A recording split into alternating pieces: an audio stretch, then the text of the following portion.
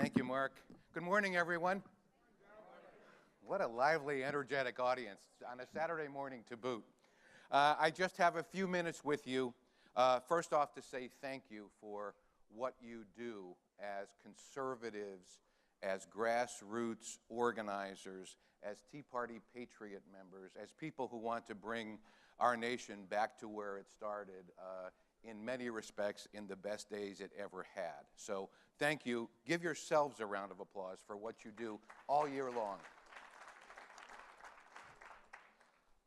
I'll speak with you for just a few minutes about three things: qualifications to be the Attorney General, conservative values, and the establishment or not.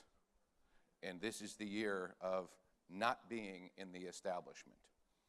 In terms of qualifications, if you were to build yourself an Attorney General to tackle this office, to be ready to serve on day one, would you have, and I will contrast myself with my opponent, Senator Rafferty, who is a good person and a friend of many years, but this is about who is better situated to be the Attorney General.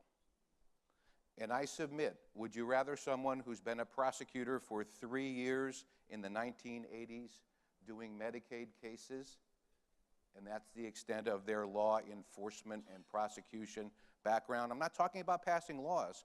I'm talking about being a prosecutor. Or do you want someone who has been a street cop, who has walked the beat, who has worked undercover, who knows what our cops of today are facing, with people shooting at them and ambushing them and trying to assassinate them? Do they want a fellow cop to be the Attorney General? You bet.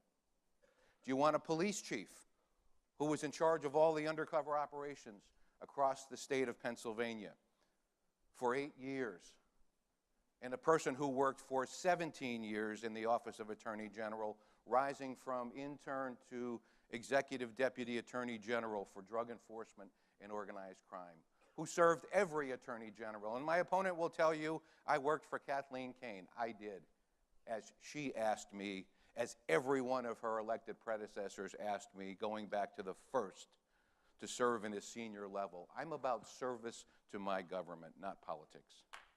Thank you.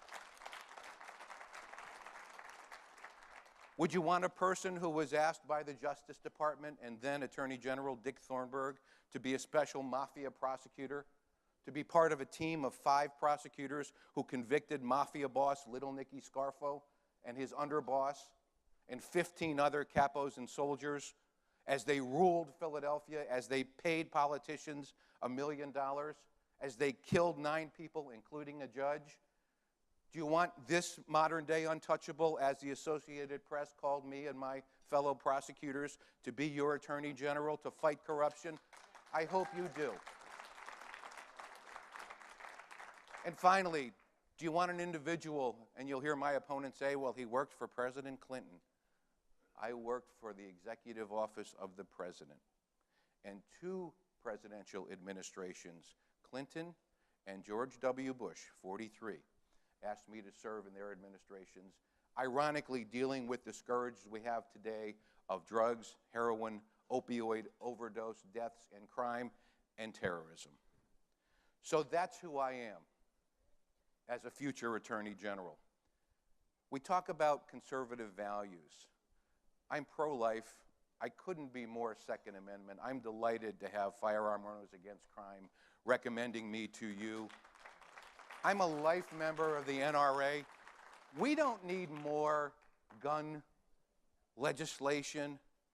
We need to use what we have better to go after the bad guys with the guns, not take guns away from law-abiding citizens. It's our right.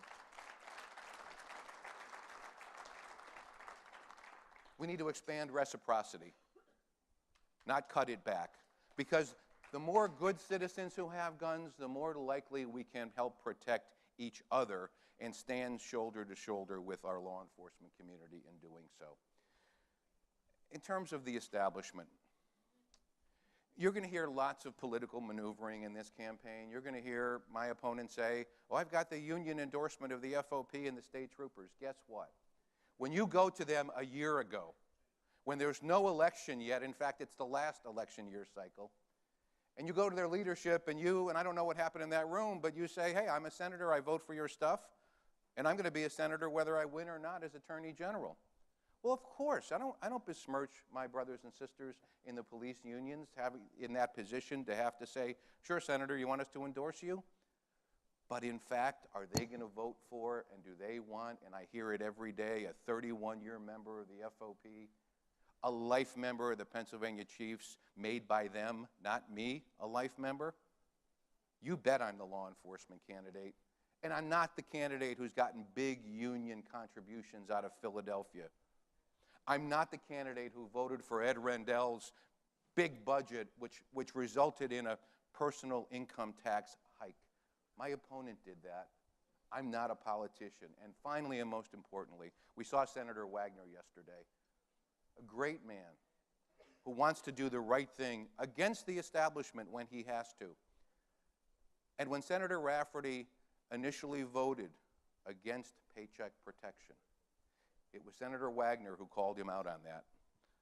Senator Rafferty's vote changed, but Senator Wagner said he was the reason that that first vote never materialized.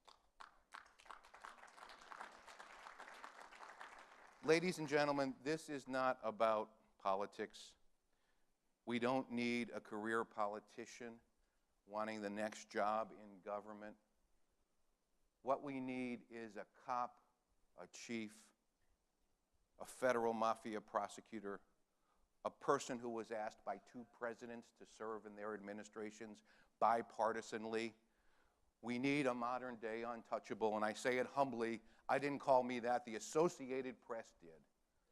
That's who we will have to lead this office. I urge you to go to joepeters.com. I ask God to bless us all in this great Commonwealth, and I look forward to your support. Thank you very, very much.